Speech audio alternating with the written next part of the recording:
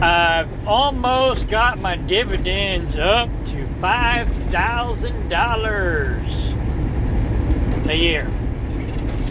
My income is about $5,000 a month.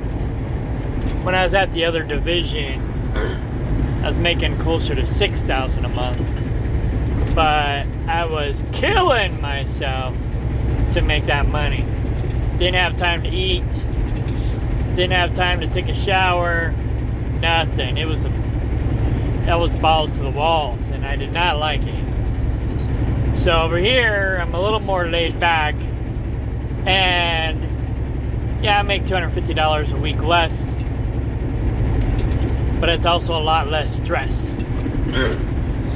So, but that's an extra $1,000 a month that I don't have to reinvest or pay down my debt. However, I've almost got my income up with my dividend stocks to where I've pretty much replaced 1 month of my income. So, I'm doing good. I thought I would never say this, but I'm actually thinking about buying a truck.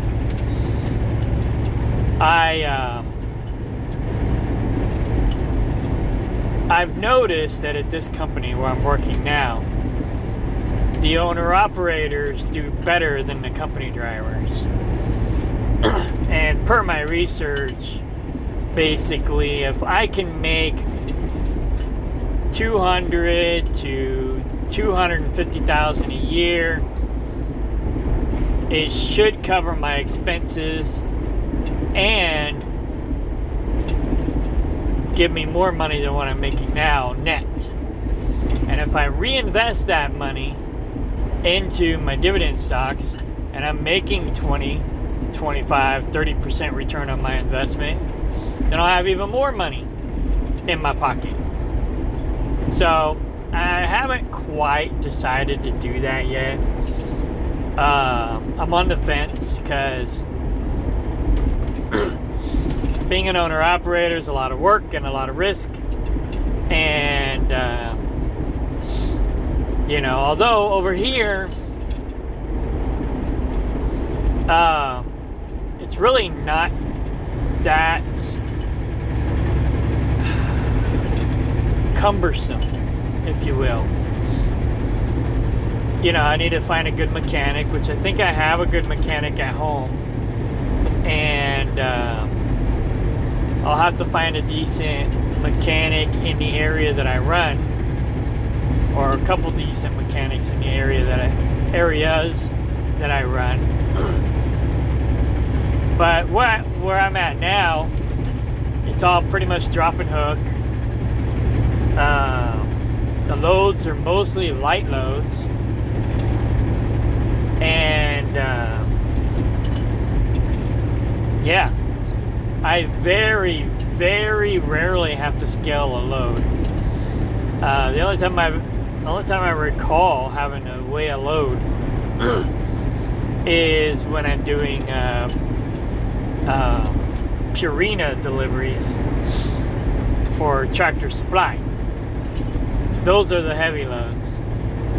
Some of the Menard loads are heavy, and some of those I have to scale, but very rare. Well, it depends. There's one Menard's place that I pick up bricks and stuff like that. So that one you have to scale it pretty much every time. But the Menards I normally haul out of, I never really have to scale the load, although it can be a little heavy sometimes. They already slide the tandems, they already do all the work. All I gotta do is just double check it and make sure it's legal. But they're still not usually very heavy. 65,000 I think is my heaviest. Maybe a little more. But with Purina, I'm usually pretty well maxed out.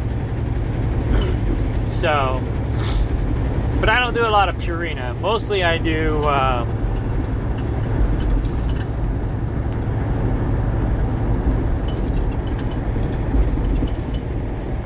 Home Goods, TJX.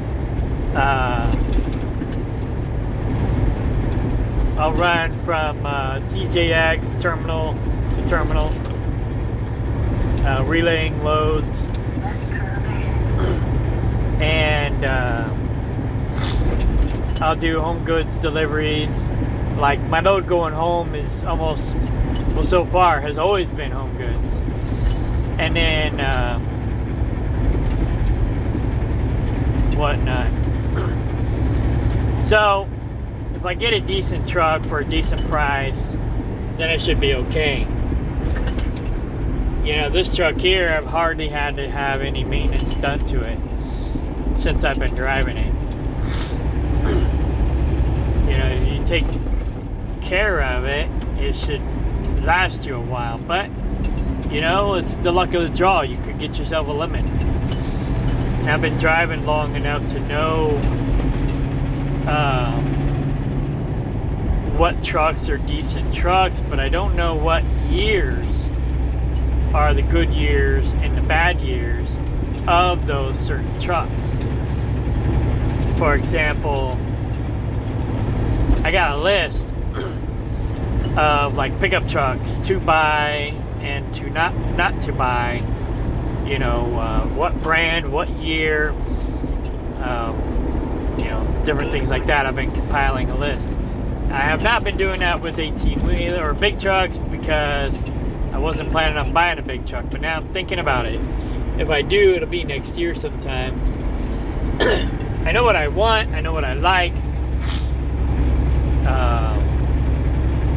I understand the new Internationals aren't too bad, but I'm not an International fan. I'm more of a Peterbilt and Kenworth fan, although Peterbilts are a lot more expensive than Kenworths, although they're pretty much the same trucks. And right curve ahead.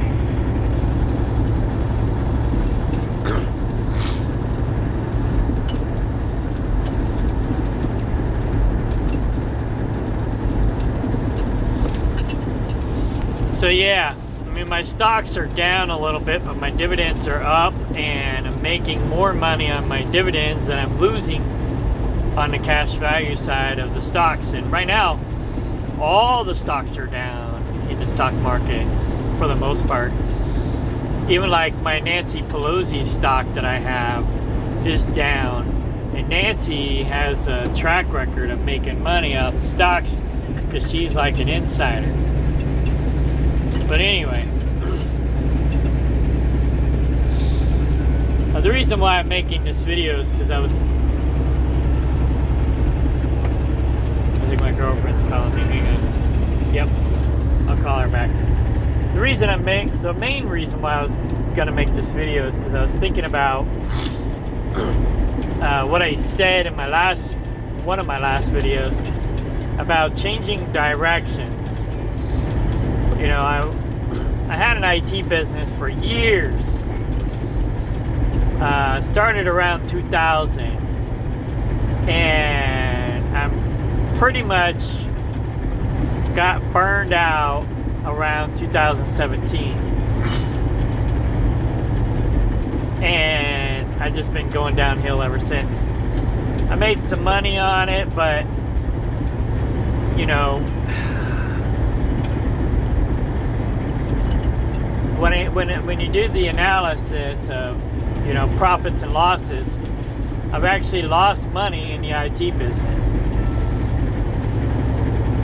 With this, I've been more successful so far in the last 2 years than I have overall in any of my businesses that I tried to run or start. So it's like trucker date. The date lines were the only things that actually were pretty much successful in making money. Although Trucker Date, I never really intended to charge for it in the beginning. I wanted it to be 100% free. But about 5 to 10 years down the road, because I started truckerdate.com in 2003. I was the original trucker dating site. I couldn't figure out actually how to make one though until 5 years later. And so I finally had my first trucker dating site in 2008. And it was awesome. It was a huge success. Huge success. And then I added in some white label dating sites on the side for other interests. And that's where I actually made my money. I wouldn't say I made a lot of money, but I did decent. But I had problems with the platform that I was using, and so I ended up moving to a different platform when I should have just stayed there. And it all just kind of fell apart from there. It all just went downhill. And eventually I went back to the original platform that I had Trucker Date on, but it just never recovered. And then the catfish got real bad, the fake profiles, the bots, and I just couldn't keep up with them. So I had more inactive members than I did active members. I had to charge in order to keep the bots and the catfish out, and nobody wanted to pay for it, even though I was charging like dirt cheap prices. And I just, like I said, by the time 2017 rolled around, or 2018, I pretty much just lost interest. And I was holding on, thinking maybe I'll get my mojo back or something, but it never happened. So I had Trucker Date up I owned it for 20 years. I actually only had it up and running successfully or semi-successfully for about 15. I had tons of competition, and they all sucked except for maybe one, and now I own their domain name.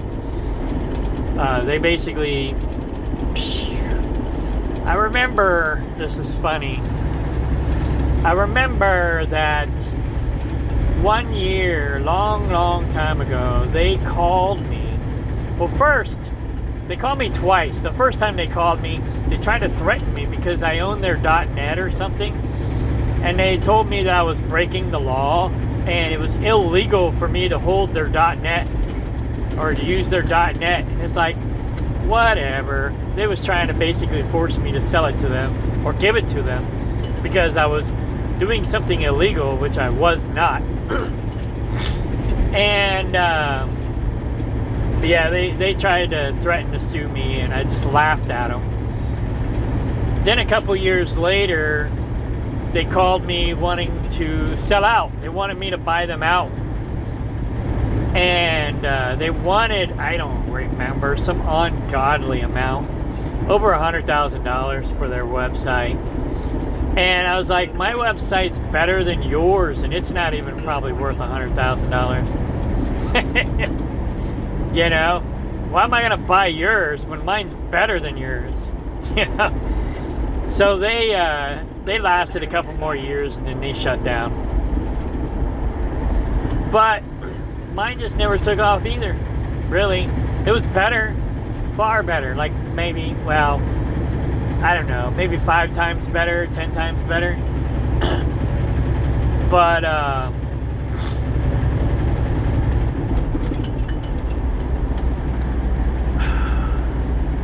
the problem with their website versus my website was they basically were giving female membership away for free and then charging men, which used to be standard practice.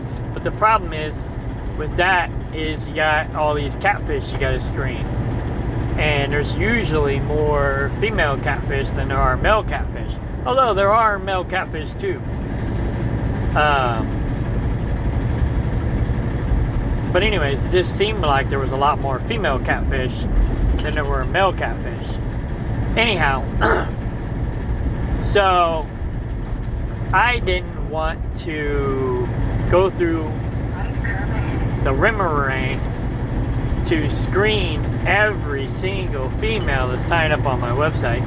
So I just charged everybody the same flat rate. And it was cheap. It was like $1 a month. You know? Something like that. It was cheap. And, I mean, if you wanted to buy a monthly subscription, it actually costed a little bit more. But if you paid for like an annual subscription, it was like $1 or a couple dollars a month. It was really, really cheap. And, but still nobody wanted to pay. So, and I did that to basically screen for catfish and bots, keep all the catfish out. So they could sign up all they wanted, but if they didn't pay the $5 or $12 a year, I think it was $5 a month if they signed up monthly, and it got cheaper from there. It was like $3 a month if you signed up quarterly, and like $1.50 or $2 a month if you signed up annually, something like that. It's gone now. I got rid of it, but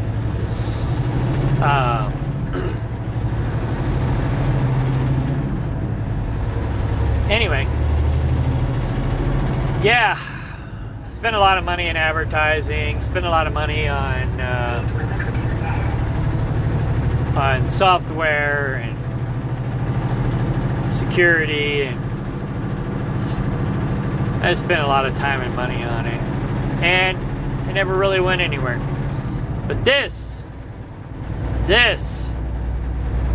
you know, I invested $17,000 so far in the last couple years. My current value is $15,659. So I've lost about approximately $1,500 cash value side, but my gains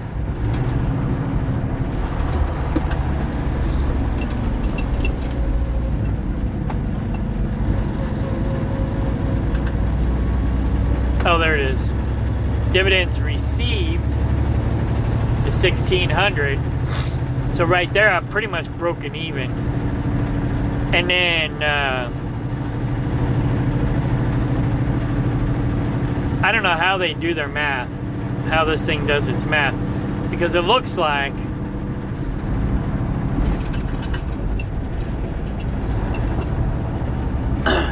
with my capital gains, I'm in a negative $1,500, almost $1,600. My realized profits and losses is $1,500, so I'm almost broke even there. And then I've made $1,600 on dividends, so it puts me in a positive $1,500.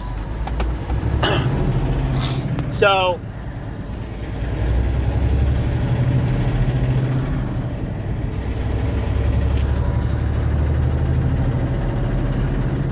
now I have done some day trading.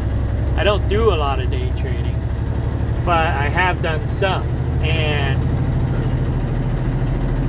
I've mostly just made money on day trading because I kind of refuse to lose money.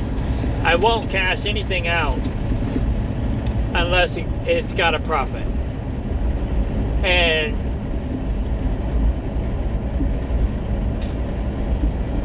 the only time I've lost money on stocks is if the company goes bankrupt. Like Bed Bath & Beyond. I lost a couple $100 there. So, but that was back when I was a newbie. And I was just starting out. And I didn't know what I was doing. So I still can't say I know what I'm doing, but I know better what I'm doing now than I did 2 years ago. And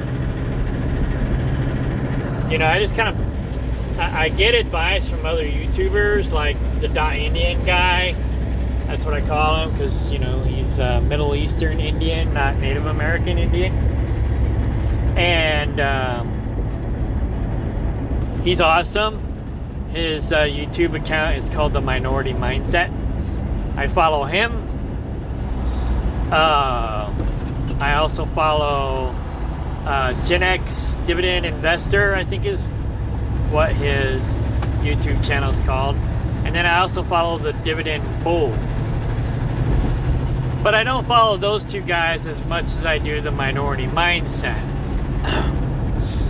And so if you want to know more about stocks, I suggest following them, and especially dividend stocks, because I don't really think long term people make a lot of money in dividend or in day trading.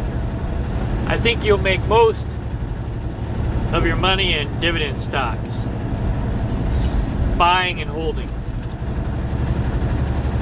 Now I've got a little bit of everything, but I focus most of my money in dividend stocks that pay a higher dividend yield than the interest rate on my debt.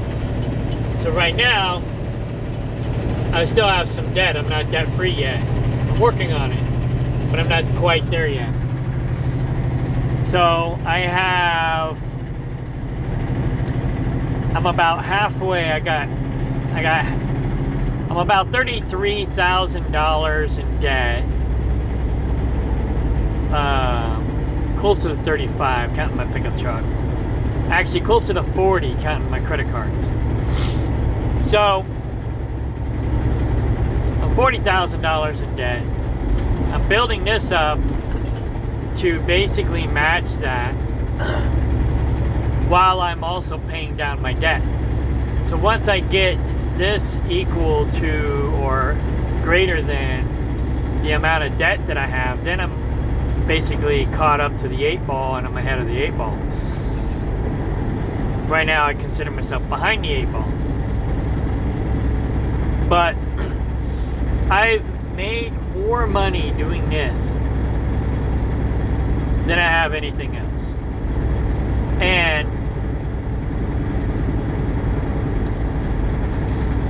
I do have a farm, and I am raising livestock, but most of my animals are like low maintenance animals, so I don't really have to babysit them. I just check on them every time I'm home, make sure they don't need any medication, top off their food. I have automatic feeders there for them. I do rainwater collection, so they usually have plenty of water. The only time that water is an issue is in July and August, when basically we have like a 2-month drought. So water tends to get a little scarce, but not enough. I haven't never ran out of water yet, so that's good. Eventually, when I have more money, I'll drill for water, but basically I just have raw land. We are buying another 30 acres, but we pretty much got that paid for in cash almost. But the mobile home that we were buying from them went into foreclosure. We were paying them, but they weren't paying the bills. So the land went into foreclosure. We bought it out of foreclosure, so we got a really good deal there. And now the mobile home is in foreclosure. We got to buy it out of foreclosure. So next month, we're going to have the land in our name. So we're going to take a loan out on the land to buy the mobile home out of foreclosure. So we'll have a small loan against that, but it'll be almost free and clear. cheap. The people tried to scam us, but it ended up getting a really good deal on 30 acres. The house is a little small, but I'm never really there anyway, so what does it matter? You know, my girlfriend was gonna build a tiny house because she doesn't need much, and I'm hardly ever there, so I'm always out here on the road. But once I get my dividends up, then I can go home more. So my thinking is, as far as buying a truck, you know, once I get my dividends up, I can basically take more time off, but I can't take more time off as a company driver because they want this truck rolling 24/7 almost. So if I can afford to take off and the company doesn't want me to take off, well, then it's in my best interest to be the company. Then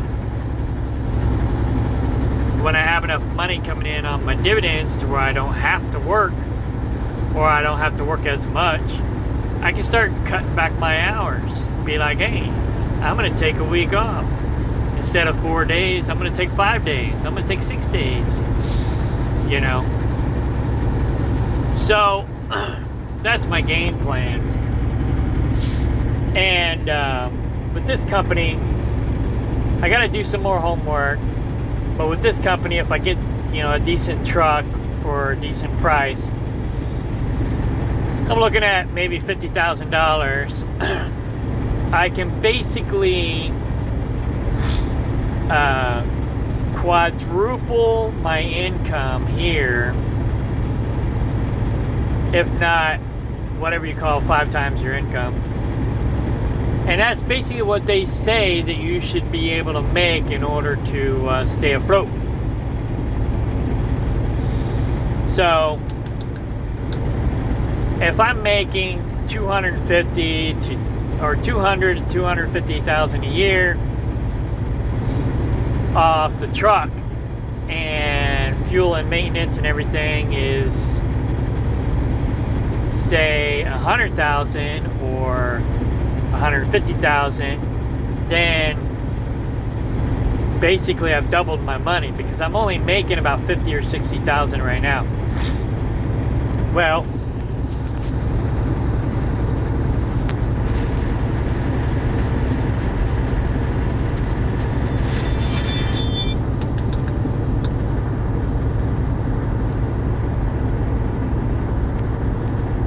I'm making about 60 right now. So at 60,000,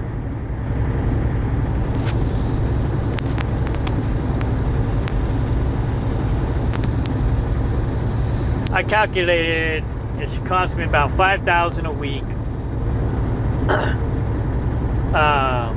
No, $5,000 a month in fuel, and approximately the same amount for my other expenses. Maybe a little more, maybe a little less. So $10,000 a month. And if you're an owner-operator, correct me if I'm wrong, my trucking expenses should be approximately, on average, about 10 grand a month.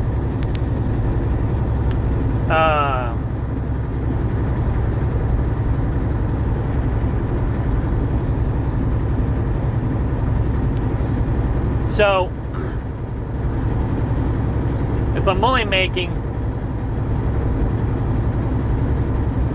$200,000 a year, then I'll pretty much break even to what I'm making now, and it won't really be worth it. But if I can make $250,000,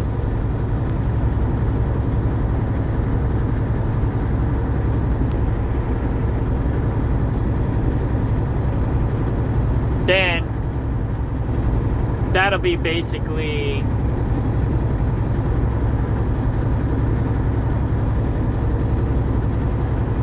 $1,100 or almost $11,000 a month versus the $5,000 or $6,000 that I'm making now. So Yeah. So if you can make $250,000 a year driving truck, and you don't have either a lemon or a brand new truck, you should be able to make twice the money that you're making as a company driver. If you get a lemon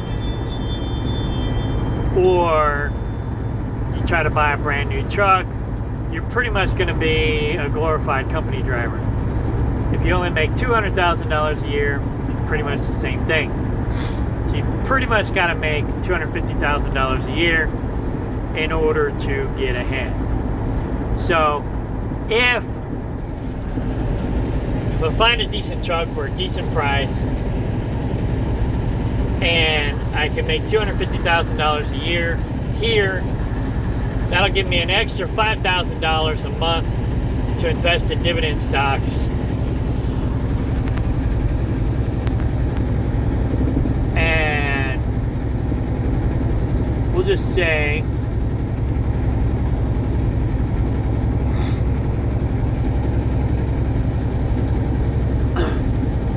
I make an average of 15%, because once I get my debt paid down, I'll be investing in other stocks that pay less percentage, if you will, than what I'm investing in now.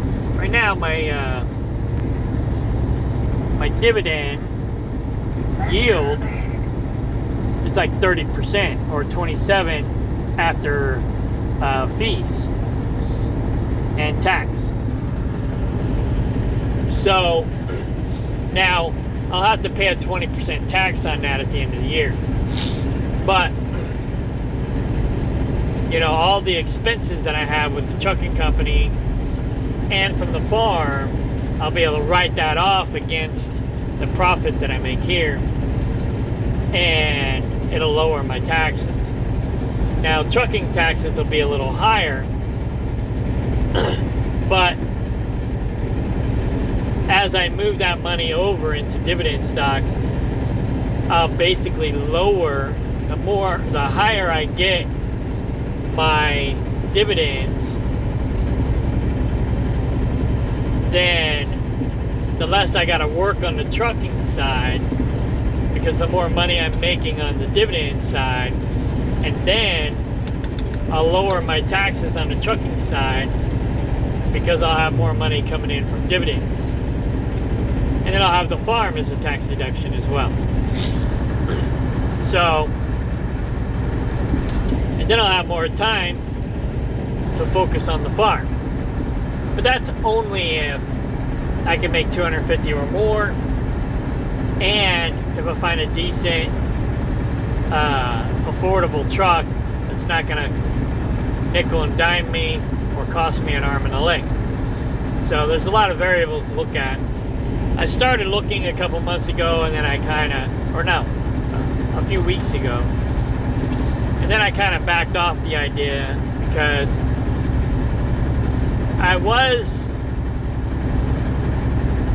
I tried doing a lease option a long time ago, but not really.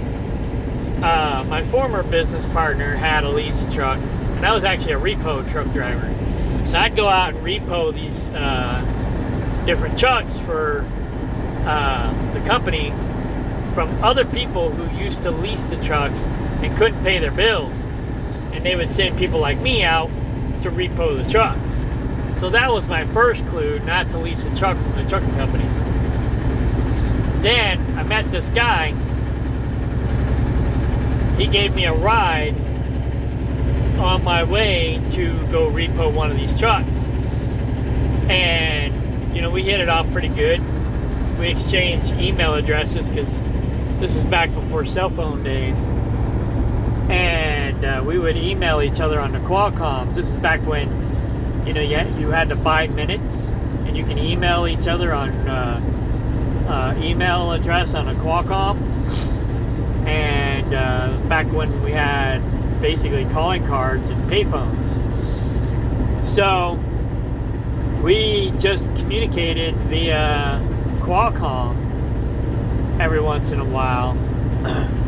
And of course, you know, any old school truck drivers know you had to learn some kind of, it was like shorthand for truck drivers. We abbreviated everything.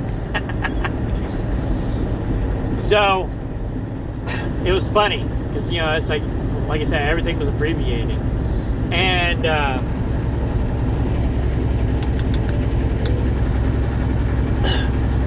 but anyways, he was having trouble making his truck payments because he had child support. I had child support too. So he asked me if I wanted to run team with him, and we worked out a deal, a win-win solution for the both of us, to where we could both basically pay our bills, pay our child support, and we both came out ahead.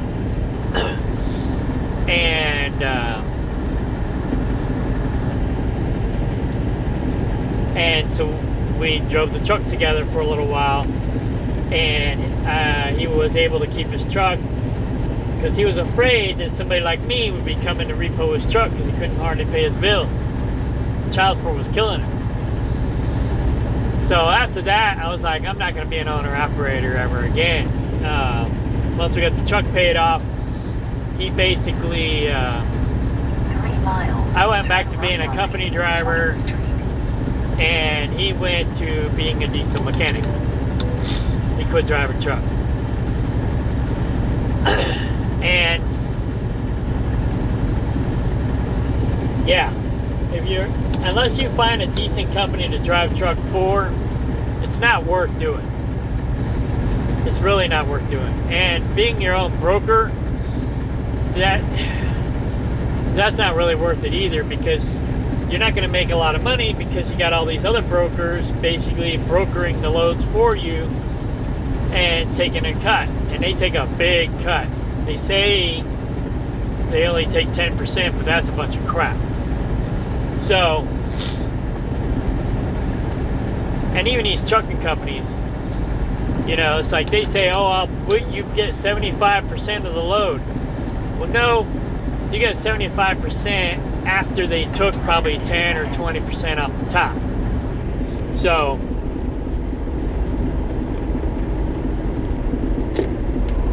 because they're basically charging you like a broker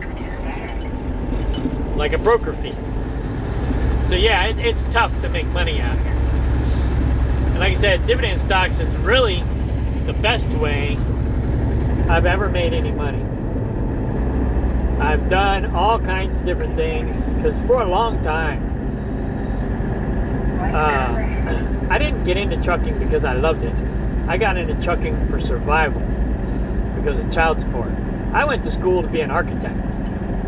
Looking back, you know, I don't know, maybe I would have been a good architect. Maybe I would have liked it.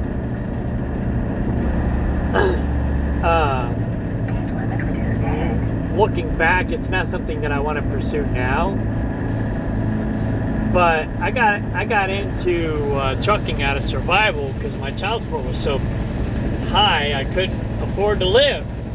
They wouldn't let me see my kids. I couldn't pay my bills. So I became a truck driver out of survival. Now it's a family tradition. My whole family was pretty much truck drivers. So it was like kind of a no-brainer for me to be a truck driver. I was the first one of my generation out of my cousins, my direct cousins.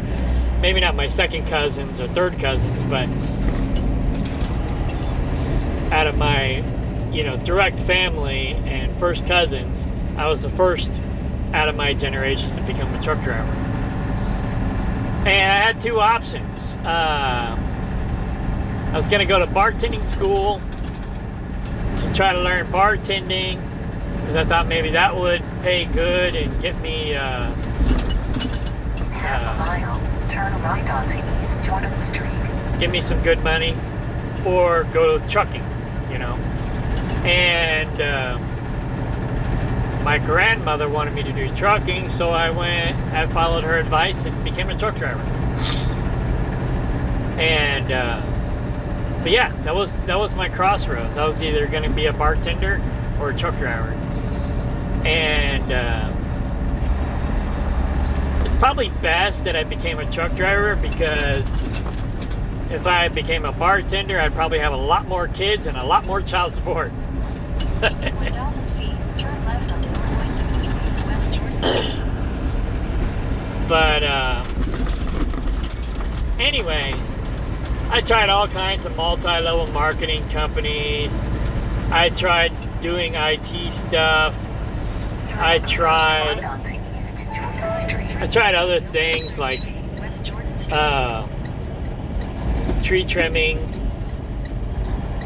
storm chasing. Although storm chasing, if I would have stuck with it, probably would have been a good replacement income, because I was good at that.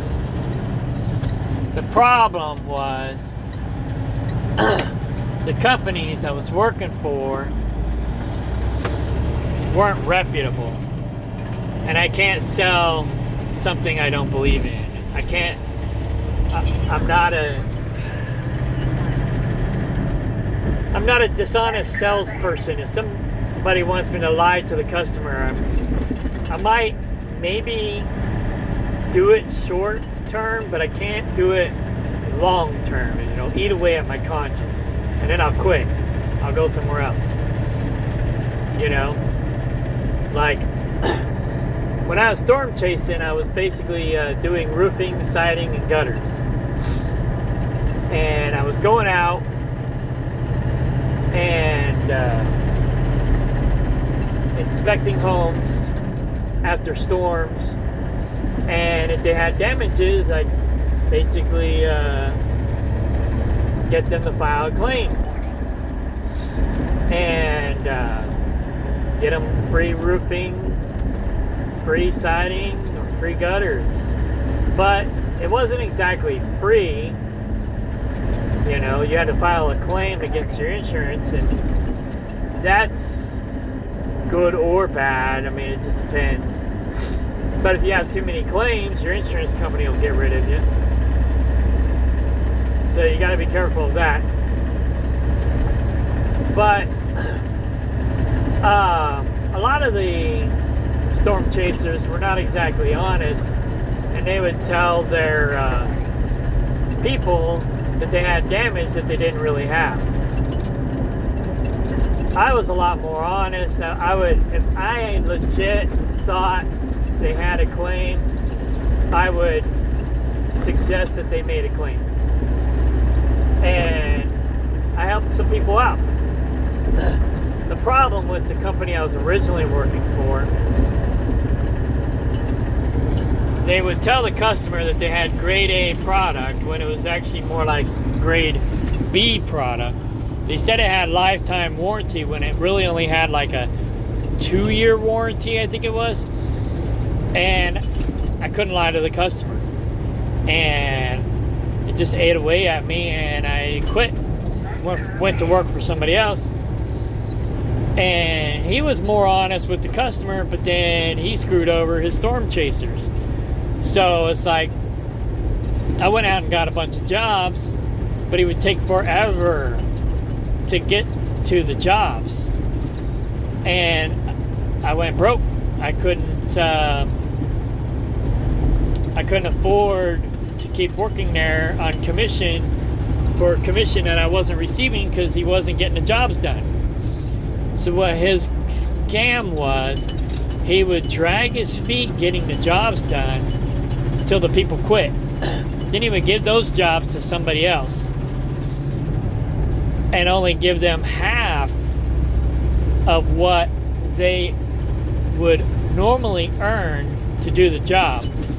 He would claim that he paid the other person who actually did the work to get the job, but he never did. And then he'd pocket the money. So he had his regular money that he made off the top, and then he'd pocket half of the money from the people that went out and got him the work.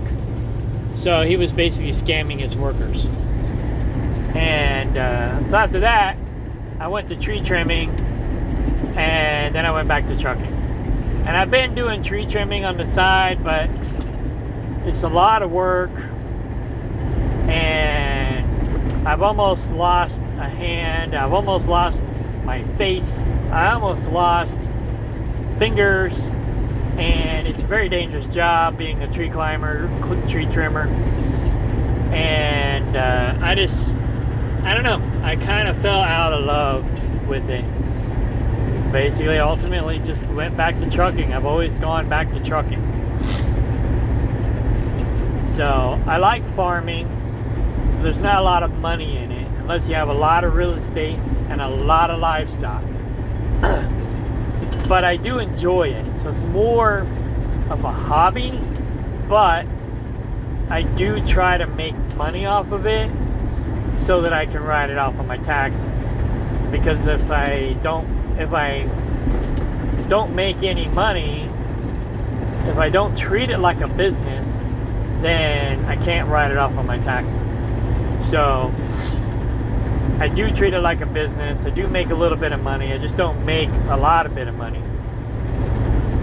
And anyway, if I was there more and I had more livestock and more real estate, I could make more money.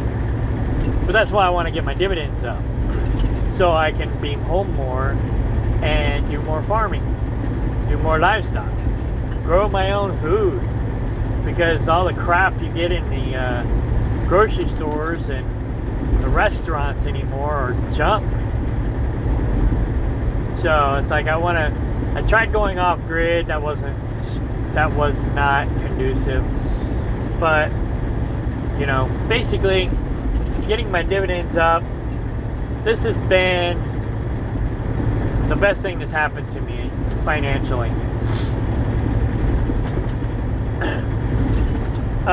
You could do Nancy Pelosi or somebody else stock. Where'd it go? Oh, here it is. But that's day trading, and you're going to pay a higher tax. Although supposedly she's got the inside scoop.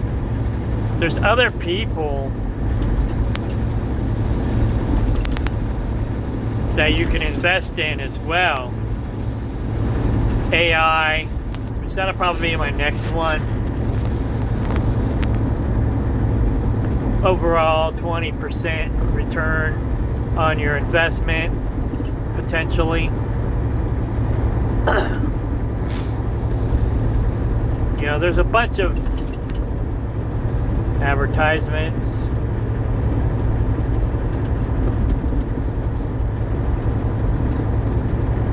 How do I get out of here? Oh, they're missing some information. I will do that later. Anyway, my girlfriend's calling again. But anyhow, dividend stocks. I would take any of your extra money that you have and start investing in dividend stocks. If you have debt, invest in dividend stocks that pay more than the interest rate on your debt. When you get your debt paid down, then you can start investing in other dividend stocks as well. But it's going to take a long time to make any money off of those low dividend stocks. Now, they're going to grow on the cash value side, but you can't cash them out because you're going to pay a higher tax. So the best thing to do is invest in dividend stocks that pay good dividends and pay a lower tax, and then have whatever, a farm or whatever on the side to give you tax deductions, multi-level marketing, whatever. Have a side hustle to give you tax deductions so you pay less taxes. Then you write your house off, your car off, write everything off. That's the way to do it. Businesses and investors have the best advantages when it comes to the system. The system is rigged against the employee. So the best thing to do is become an investor. If you don't want to own your own business, become an investor, invest in these other businesses, these other gurus who are more successful than we are. Zem is another good one. Their dividend is down right now, but on average, oh, it's up. Their dividend yield is 25% right now. On average, it's 30%. But it fluctuates between 1% and 50% or 60%. So yeah, right now they're up. That's good. I'm liking that. That's why my dividend went from 4,000 to 4,060. I was wondering why that went up, because it was just 4,000 not too long ago. Then it went up to 4,600, and I was like, whoa! It's because of Zem. Like I said, it fluctuates, but on average, it pays about 30%. So Zem is a good investment to start out. Like I said, it might pay 25% today. It might pay 10% tomorrow. It might pay 50%, the next day. It won't be that dramatic, but the next quarter, every quarter, they change it according to their profits and losses. So, yeah. So just look at what they're paying overall long term, what their average dividend yield is. Look at their stability. For example, Zem, right now their stock is down. Overall, for the last 5 years, their stock is up. Long term, I think that's the same, yeah. So, they've been in business since, I don't know, 1940 something, I think.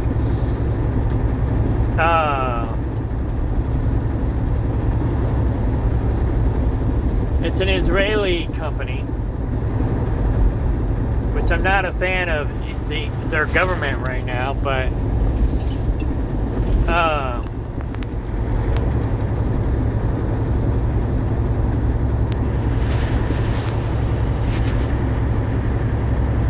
I'm not sure where to see more about Zem. It doesn't have a learn more about them thing here. You have to Google that. But Zem is one of my favorite investments. Let's see here. So when I first started investing, they were only paying like $2 a share, $2.50 a share. Then it went up to $17 a share, then down to $2 a share. Blah blah blah. Then it dropped all the way down to like 23 cents a share. Went back up to 93 cents, then 3.65. What the fuck? You cut me off and then you slam on the brakes, you dumbass.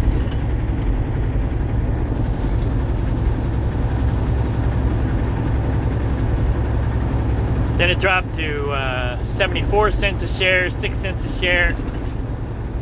It's like we're on this 2-lane road. This guy passes me because I'm going too slow. Then he gets in front of me and then he slows down. What the hell? Assholes. But anyways,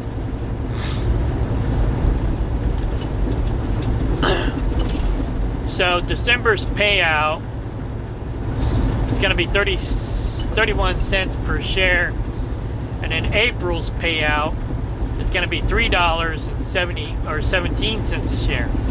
So there you go. Yeah, it's all based on their profits, what they can afford to pay. And what I've learned about these overseas shipping container companies is they pay their CEOs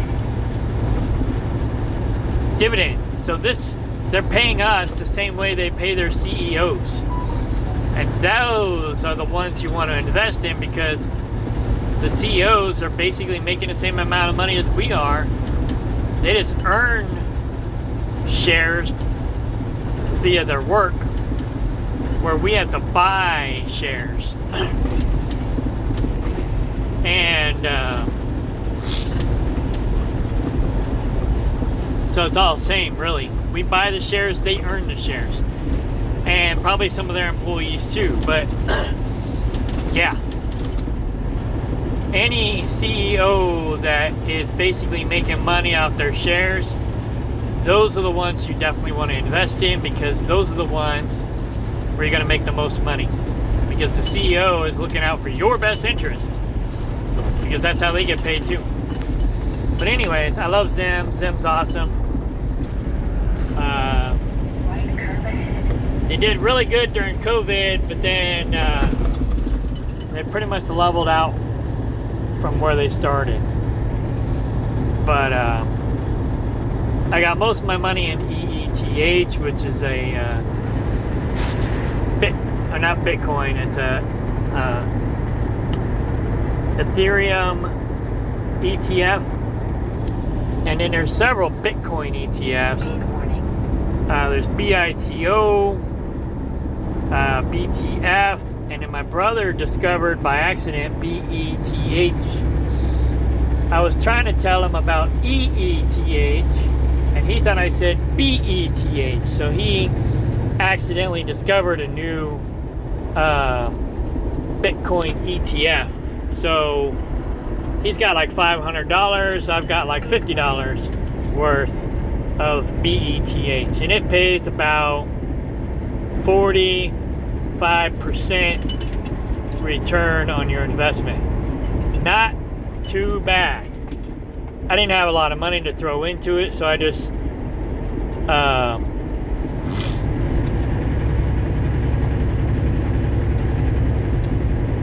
bought 2 shares. That one you have to buy by the share. Some of them you can buy a dollar amount. Some of them they make you buy by the share. So, like MVO, that was paying 73%, 72% return on your investment. Their stock is down though. That's kind of a iffy one because their stock is struggling right now. So I'm not actually investing in that one right yet.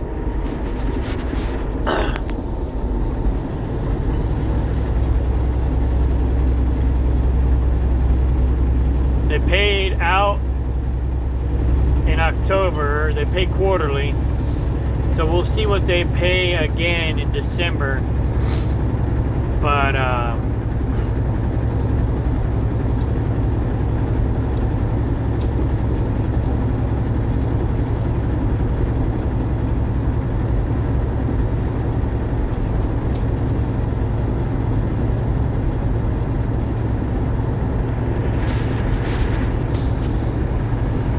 I don't have a whole lot of money there. I got 8 shares, so I got $60 invested. I've lost 51 of it.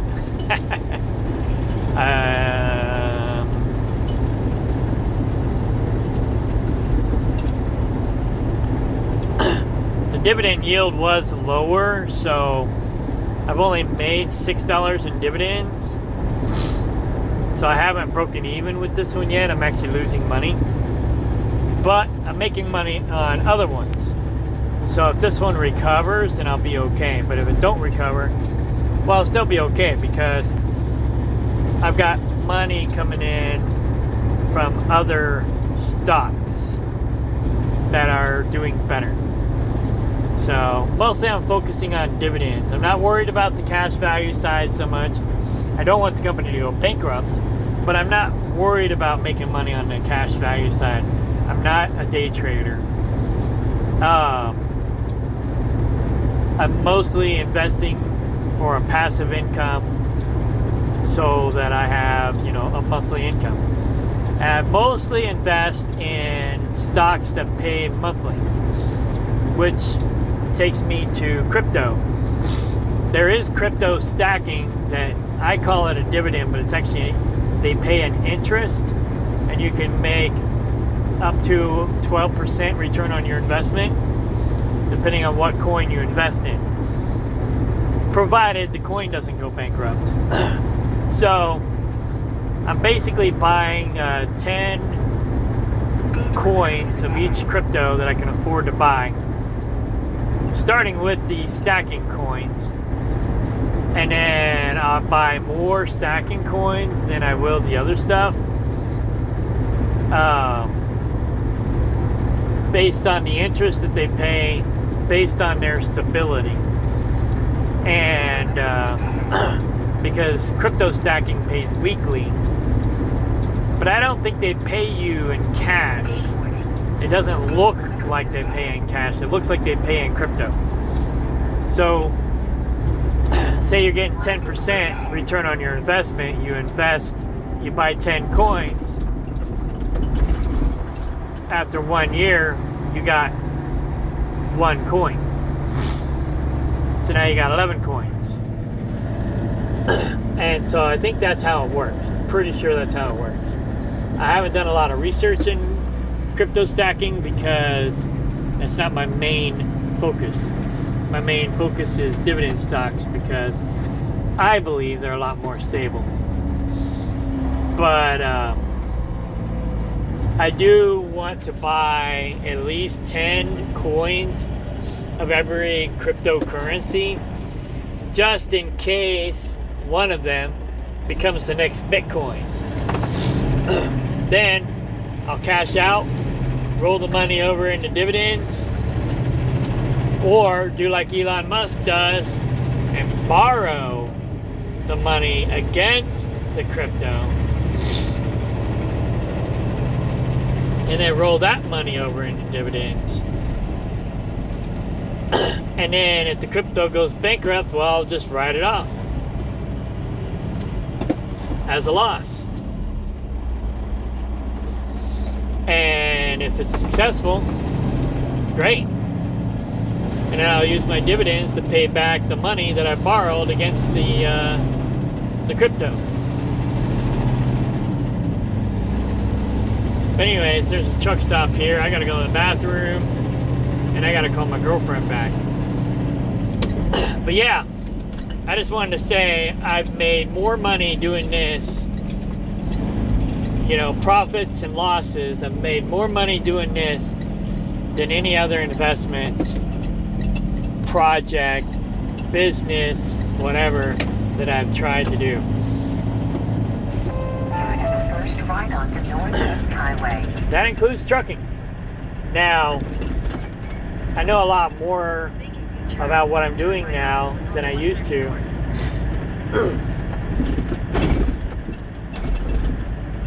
I got into transportation in 1995. Started driving tractor trailer in 1998.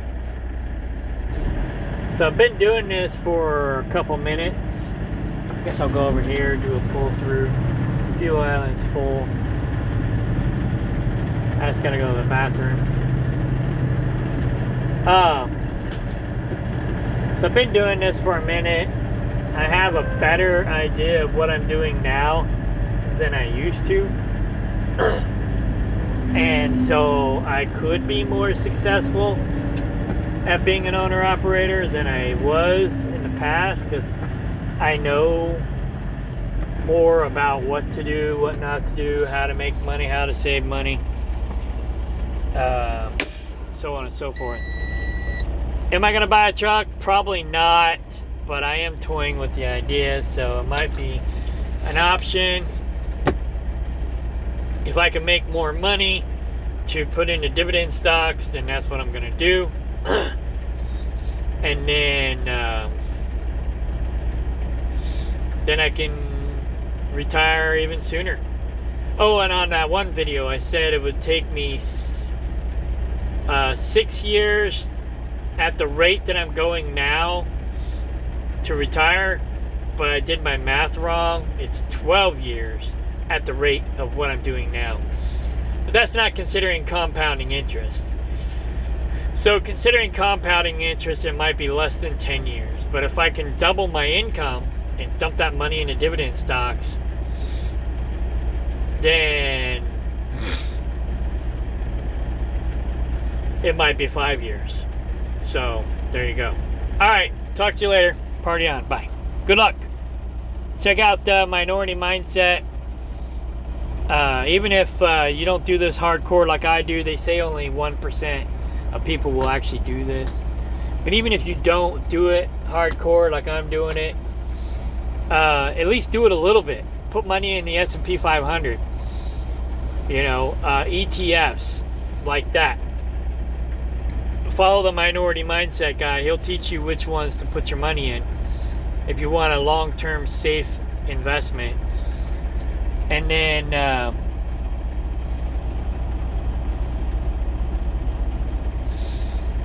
at least that way you'll have a nest egg when you retire, because we all know we're not going to be able to depend on Social Security.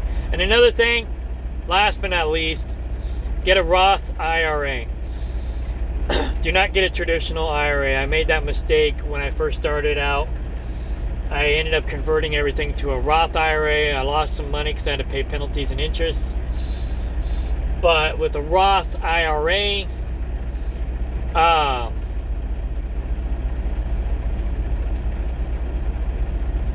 you can make about 15% return on your investment and not have to pay any taxes on it.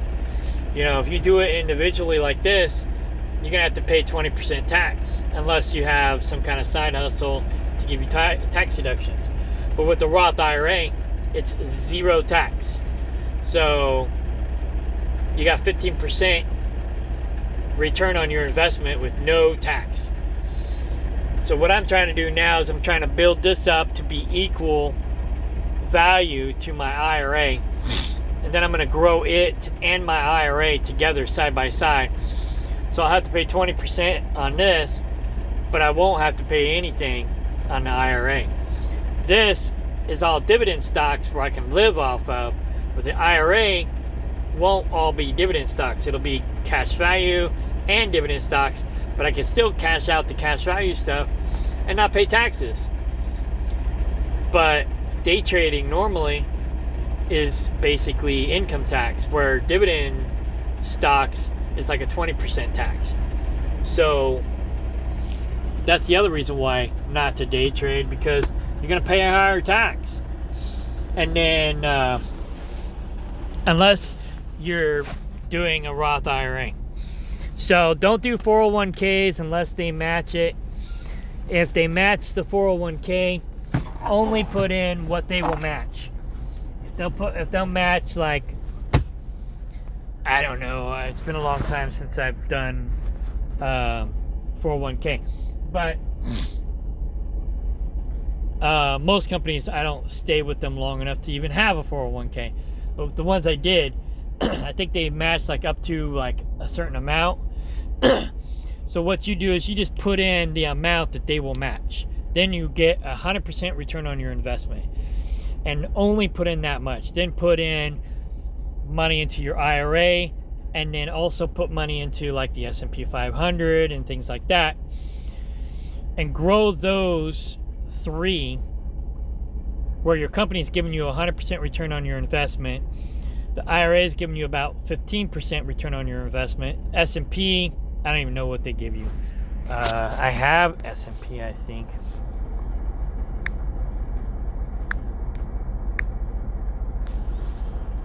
It only pays 2%, so it's not going to give you a huge return on your investment.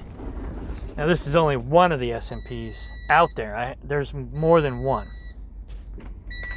Yeah, shut up. Okay. So, there's more than one. This one's only paying 2%. But follow the Indian guy, Minority Mindset guy. He'll point you in the right direction. He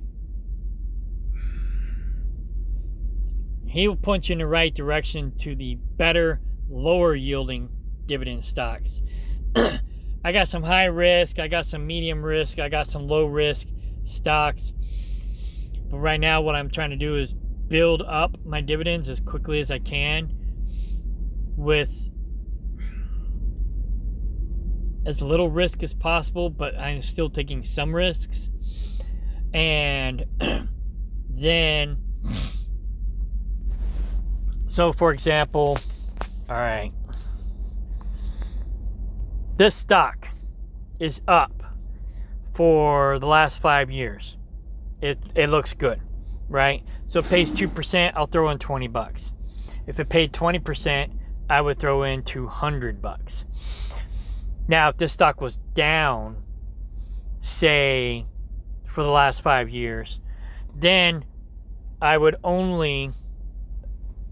Oh, yes, I cashed some out because the stock went up, and I wanted to roll it over into a higher yielding dividend stock.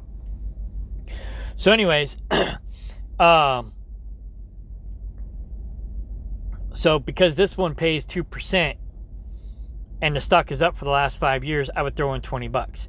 But if it was down for the last 5 years, I would only throw in $2. That way I'm still putting something in.